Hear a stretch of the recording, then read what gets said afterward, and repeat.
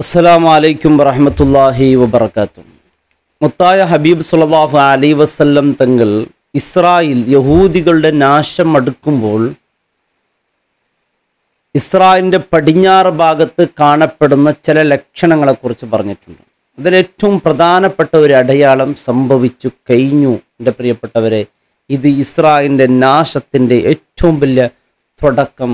Israel നശിഞ്ഞു പോകുമെന്നതിൽ കാരണം ഇത് പറയുന്നത് ഏതെങ്കിലും ഒരാളല്ല. സ്വാദിഖുൽ മസ്തൂഖ്, തമാശക്ക് പോലും കളവ് പറയാത്ത മുത്തായ റസൂൽ പറഞ്ഞു, ഇസ്രായേലിൻ്റെ പടിഞ്ഞാറ് ഭാഗത്ത് ഇങ്ങനൊരു അടയാളം കണ്ടാൽ തീർച്ചയായും ഇസ്രായേലികൾ നശിഞ്ഞു പോകും, യഹൂദികൾ നശിഞ്ഞു പോകും. ഈ ഹദീസിന് ഏറ്റവും കൂടുതൽ വിശ്വസിക്കുന്നത് ഇസ്രായേൽക്കാരാണ്. ഈ ഹദീസ് കേട്ടവർ പേടിച്ച് അതിന് രക്ഷപ്പെടാനുള്ള വഴികൾ അവർ തിരഞ്ഞെടുത്തുകൊണ്ടിരിക്കുന്നു. അതൊരു വഴിയല്ലാതെ മറ്റൊരു വഴി അവർക്ക് രക്ഷപ്പെടാനില്ല എന്ന് പറഞ്ഞു. നമുക്ക് രക്ഷപ്പെടാൻ ഇതൊരു വഴി മാത്രമാണ് എന്ന് പറഞ്ഞ് ആ വഴിക്ക് വേണ്ടി അവർ വല്ലാത്ത അധ്വാനിക്കുന്ന ഒരു അവസ്ഥയിലാണ് ഇസ്രായേൽക്ക്. തന്നെ ഇത് പേടിക്കുന്നുണ്ടെങ്കിൽ എൻ്റെ പ്രിയപ്പെട്ടവരെ, മുത്തായ ഹബീബിനോട് നമ്മേക്കാൾ കൂടുതൽ അവർ തന്നെ അതിനെ ആ ഹദീസിനെ പേടിക്കുന്നു എന്നതാണ് ഏറ്റവും അത്ഭുതകരമായ അവിടുത്തെ ദൃശ്യങ്ങൾ നമുക്ക് കാണാൻ സാധിക്കുന്നത്. നെതന്യാഹു അമേരിക്കയിൽ നിന്ന് വന്ന ശേഷം പറഞ്ഞത് ഒരു വാക്കുണ്ട്, ജോർഡാൻ പടിഞ്ഞാറ് ഭാഗത്ത് ഫലസ്തീൻ എന്ന് പറയുന്ന ഒരു നാട് തന്നെ ഉണ്ടാവുകയില്ല, അത് നാം തീരെ നശിപ്പിച്ചു കളയും എന്ന രീതിയിലാണ്. വളരെ ധിക്കാരത്തോടു കൂടിയുള്ള വാക്കാണ് അദ്ദേഹം പറഞ്ഞത്. നമുക്ക് മാധ്യമങ്ങളിലൂടെ കേട്ടതാണ്. അദ്ദേഹത്തിൻ്റെ ആ ധിക്കാരത്തിൻ്റെ വാക്ക് കേട്ടപ്പോൾ എൻ്റെ പ്രിയപ്പെട്ടവരെ, ഹബീബ് സല്ലല്ലാഹു അലൈഹി വസല്ലം തങ്ങൾ 1500 വർഷങ്ങൾക്ക് മുമ്പ് മുത്തായ ഹബീബ് സല്ലല്ലാഹു അലൈഹി വസല്ലം തങ്ങൾ ഈ ഹദീസ് പറയുമ്പോൾ നാം മനസ്സിലാക്കണം, പടിഞ്ഞാറ് ജോർഡൻ നദിയുടെ പടിഞ്ഞാറ് ഭാഗത്ത് ഇസ്രായേൽ എന്ന് പറയുന്ന ഒരു നാട് അങ്ങനെ ഇല്ല ആ സമയത്ത്. അപ്പോഴാണ് ഹബീബ് പറയുന്നത് ഇങ്ങനെ സംഭവിക്കാൻ പോകുന്നുണ്ട് എന്ന്. എന്തൊരത്ഭുതമാണ്! ഹബീബ് പറഞ്ഞതുപോലെ അങ്ങനൊരു ഇസ്രായേൽഗർ ഇവിടെ ഉണ്ടാകുന്നു. ജോർഡാൻ നദിയുടെ കിഴക്ക് ഭാഗത്ത് മുസ്ലിമീങ്ങൾ ഉണ്ടാകുന്നു.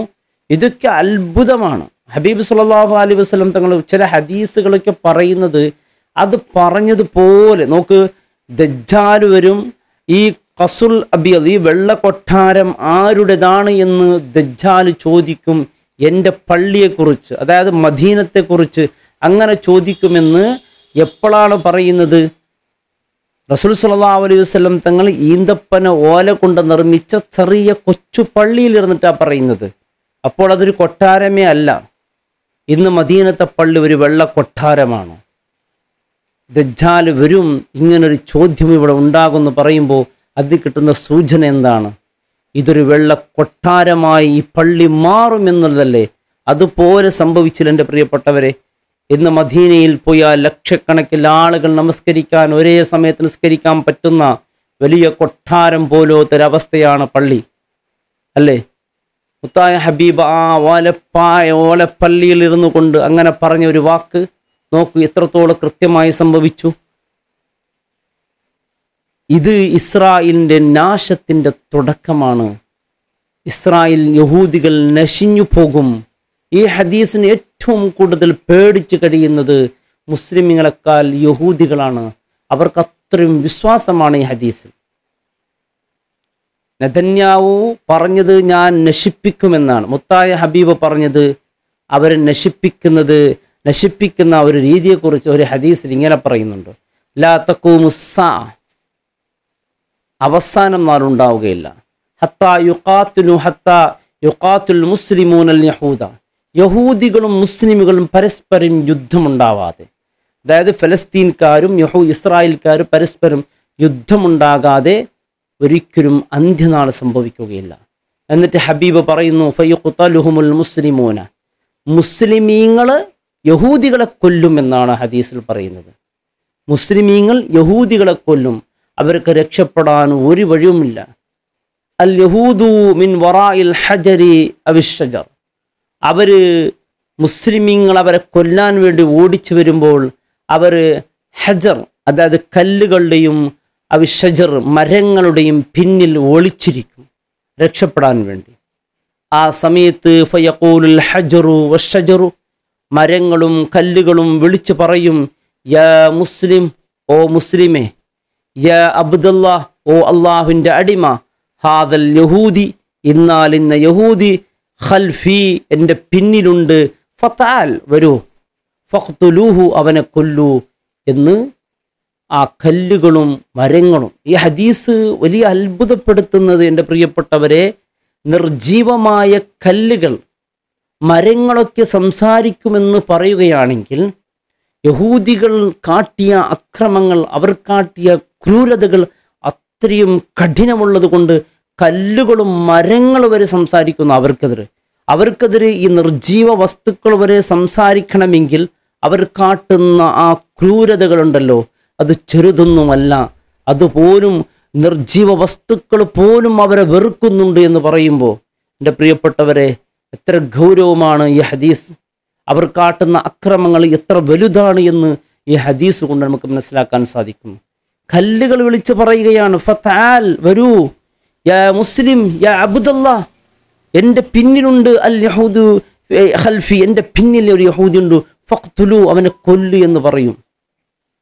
ചെറിയ ചെറിയ പിഞ്ചുമക്കൾ, സ്ത്രീകളെന്ന് പോലും നോക്കാതെ, വൃദ്ധരെന്ന് പോലും നോക്കാതെ ഇതന്നെയാവെന്ന് പറയാ, ഫലസ്തീൻ എന്ന് പറയുന്ന ഒരു നാട് തന്നെ ഉണ്ടാവുക, എല്ലാം ഞാൻ നശിപ്പിച്ചു കളയുമെന്നാണ് മുത്തായ ഹബീബ് പറഞ്ഞത്. മുത്തായ ഹബീബ് സല്ലല്ലാഹു അലൈഹി വസല്ലം തങ്ങൾ പറഞ്ഞു, ജോർഡാന്റെ പടിഞ്ഞാറ് ഭാഗത്ത് യഹൂദികളും അതുപോലെ അതിൻ്റെ കിഴക്ക് ഭാഗത്ത് മുസ്ലിമീങ്ങളും വരുന്ന ഒരു കാലഘട്ടമുണ്ട്. ആ സമയത്തൊരു യുദ്ധം അവിടെ ഉണ്ടാകും. ആ യുദ്ധത്തിൽ മുസ്ലിമീങ്ങൾ വിജയിക്കുമെന്ന് ഹബീബ് സല്ലല്ലാഹു അലൈഹി വസല്ലം തങ്ങൾ പറഞ്ഞിട്ടുണ്ട്. ഇന്ന് നോക്ക്, വളരെ കൃത്യമായി നമുക്ക് കാണാൻ സാധിക്കും, ജോർഡാന്റെ നദി തീരത്താണ് ആരുള്ളത്?